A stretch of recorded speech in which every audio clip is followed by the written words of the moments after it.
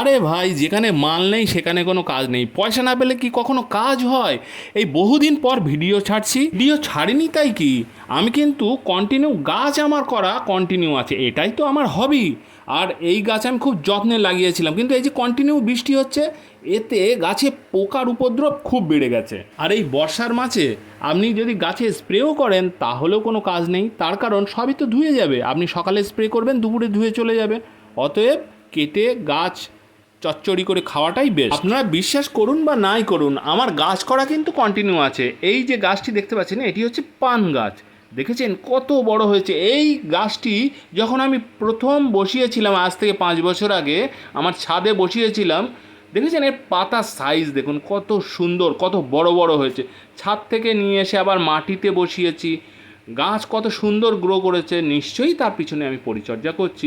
আমার চ্যানেলের সঙ্গে থাকুন, তাহলে দেখতে পাবেন কিভাবে আমি আমার নিজের গাছগুলিকে কিভাবে পরিচর্যা প্রতি বছরের মতো এবছরও আমি অনেক গাছই আমি করেছিলাম। বিশেষ করে আমি এই সমস্ত কুমড়ো গাছ, লাউ গাছ আমি বেশি পরিমাণে করি। এই দেখেছেন এই যে ক্যারেটটাতে আমি এই যে গাছটা উঠে গেছে, এটা আমি ছাদের চারা তৈরি করেছিলাম, সেটা আমি এই ক্যারেটে ট্রান্সপ্লান্ট করেছি, এখান থেকে ধরা দিয়ে দিয়েছি। আর আমাদের সেই পুরনো পিছনের ঘরটার চালের উপরে আমি তুলে দিয়েছি, ওটা লাউ গাছ। আর এই যে গাছের ডাঁটা আমি কাটছি এখন, এটি হচ্ছে এই যে গোড়াটা দেখতে পাচ্ছেন, গোড়াটা বেশ মজবুত। এগুলো হচ্ছে ব্ল্যাকবেরি গাছ। আর এই যে গোড়ার এই যে মোটা ডাঁটাটা, এটা হচ্ছে এই চাল কুমড়ো গাছের গোড়া। হঠাৎ করে পোকার উপদ্রব এত পরিমাণ বেড়ে গেছে যে কন্টিনিউ বৃষ্টির কারণে স্প্রে করাও যাচ্ছে না, বাধ্য হয়ে আমাকে কাটতে হচ্ছে। একদম কচি কচি ডগা দেখেছেন, এই ধরনের কচি ডগা যদি আপনি বাজার থেকে কিনতে যান অনেক টাকা পড়বে, হয়তো 2-3টে গাছ দেবে, তার বেশি নয়। 2-3টে 5-6 হাত ডগা আপনার কাছে 20 টাকা 30 টাকা তো নেবেই। আর নিজের গাছ হলে কত সুন্দর, এই ডগা আপনি খেয়ে শেষ করতে পারবেন না। আপনাদের ওপরে গিয়ে দেখাই, এই যে নতুন আমি লাউ গাছটা করেছি, লাউ গাছ সবে গ্রোথ নিচ্ছে। এই ডগাগুলো আস্তে আস্তে ছড়াচ্ছে, এখনও পুরোটা গ্রোথ হয়নি। পাতাগুলো মোটামুটি হেলদিই আছে। বর্ষায় লাউ গাছের কিন্তু বেশ ক্ষতি হয়, কিন্তু আমি চেষ্টা করেছি যাতে গাছের কোনো অসুবিধে না হয়।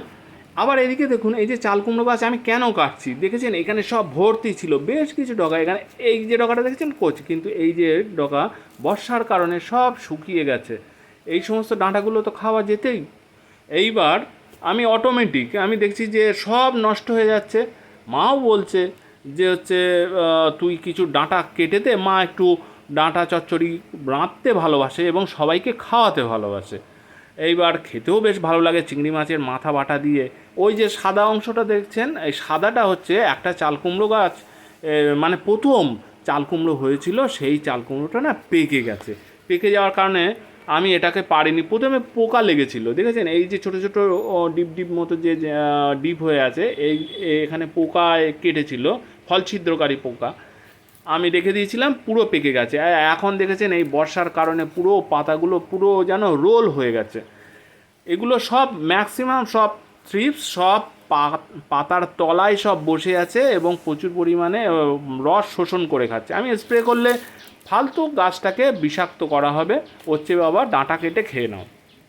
এখানে দেখুন আর একটা চাল কুমড়ো হয়েছে, কিন্তু গোড়ার অংশটা একটু সাদা হয়ে গেছে, ওর চেয়ে বাবা পাকুক। এখানে দেখুন ওই পেয়ারা গাছের পাশে পেয়ারা গাছে উঠেছে, ওখানে একটা চাল কুমড়ো রয়েছে। এবার এখান থেকে সব গাছ মরে গেছে, সব গাছ হঠাৎ করে। তার কারণ কি, গাছেরও তো একটা লিমিট আছে না, যে গাছের জীবনী শক্তি, আমাদের যেমন জীবনী শক্তি, একটা দৌড়ানো শুরু করার পরে হঠাৎ করে কি হয়, ক্লান্তিটা যেন হঠাৎ করে চেপে ধরে। এই সাইডটা গাছগুলো এখনও আমি কাটিনি, কিন্তু এই সাইডের ওপর থেকে বেশ কিছু ডগা আমি কেটে নিয়েছি একদিকে। তাহলে বুঝতেই পারছেন প্রচুর পরিমাণে কিন্তু আমি গাছ করেছিলাম। আমি আমার ছোটোবেলা থেকে এই সমস্ত আমি এই গাছ, ফুল গাছ হোক সবজি গাছ হোক আমি করি। আমি আমার কাজের পাশাপাশি আমি করি, আপনারা তো জানেনই, হয়তো এখনও সেইভাবে আর ভিডিও ছাড়ি না। আর দেখছেন এই ক্যারেটে আমি গাছ করছি, তার কারণ মাটি, গোড়ার মাটি যেন অনেকটা নষ্ট, মানে মাটিতে নিমাটোডের পরিমাণ অনেকটা বেশি। সেই কারণে আপনি যতই ওষুধ দিন না কেন, বাইরে থেকে যতই করুন না কেন, যে নিমাটোড কিন্তু আপনার মাটিকে নষ্ট করবেই। মাটিকে শোধন না করতে পারলে কোনো লাভ নেই। আর আজকে তো আমি চালে উঠেইছি, ওপরে উঠে আপনাদের দেখাচ্ছি যে বর্ষায় কী পরিমাণ ক্ষতি হয়েছে। এই যে ডগাগুলো, এই এখান থেকে কচি কচি ডগা, এখান থেকে এক হাতে ছবি তুলছি আর এক হাতে কাটছি, এই কচি কচি ডগা একটু কেটে দিই। আপনারা তো অনেকেই হচ্ছে বাড়িতে গাছ, ফুল গাছ, এই ধরনের গাছ সমস্ত কিছু করেন। আপনারা কমেন্টে আমার সাথে একটু শেয়ার করবেন তো, যে এই বর্ষাতে এই ধরনের চাল কুমড়ো কিংবা এই ধরনের গাছে যে প্রচুর পরিমাণে পোকার আক্রমণ হচ্ছে। আমি যে সব কিছু জানি তা তো নয়, আর সব যে জানে, যে বলবে যে আমি সব জানি, তাহলে সে কিন্তু সম্পূর্ণ ভুল কথা বলবে। তাহলে এই যে কন্টিনিউ বৃষ্টি হচ্ছে এই টাইমে কীভাবে গাছকে রক্ষা করা উচিত, যদি কোনো সাজেশান থাকে অবশ্যই আমাকে একটু কমেন্টে জানাবেন তো। আমি বাধ্য হয়ে এই গাছগুলো কেটে দিচ্ছি, কিন্তু আরও তো কিছু রাখা যেত। আর এর থেকে প্রচুর পরিমাণে ফল না পেলেও একেবারে যে ফল পাইনি তা তো নয়, ফল তো পেয়েছি ভালোই। আর ও ডগাগুলো দেখতেই পাচ্ছেন যে কত সুন্দর ডগা হয়েছে। তবে কি এই ধরনের গাছ করতে পারলে, বিশেষ করে শহরে যারা থাকেন, যারা ফ্ল্যাটে থাকেন, তাদের আমি বলছি না, তাদের একটা ছোট্ট ফুল গাছ করতে গেলেও অনেক সমস্যা হয়, তার কারণ তাদের জায়গা নেই। কিন্তু যাদের একটু জায়গা আছে, অল্প সামান্য জায়গা রয়েছে, তারা যদি এই ধরনের লাউ গাছ, কুমড়ো গাছ কিংবা ছোট বেগুন গাছ যাই করুন না কেন, যদি 2-4টে করতে পারেন, তাহলে কিন্তু আপনি ভালো করে হিসাব করে দেখবেন, ভালোটা রকম টাকা, সবজির টাকা কিন্তু আপনার সেভ হবে।